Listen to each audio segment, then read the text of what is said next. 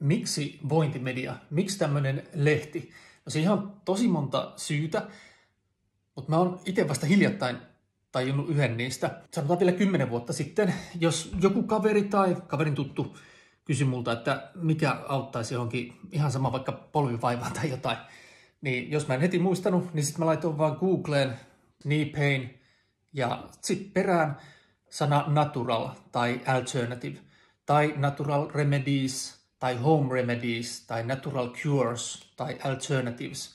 Jotain tämmöisiä hakusanoja viitaten siihen niin kuin luontais- ja vaihtoehtoterveyden maailmaan. Ja koetapa tänä päivänä hakea, niin sieltä tulee vaan jotain linkkejä ehkä johonkin sairaaloiden sivuille, joiden bisnesmalli on vähän eri kuin se, että sä osaisit jollain kotikeittiön vehkeillä huolehtia omasta terveydestäsi. Ja sitten se on myös mielenkiintoista, että missä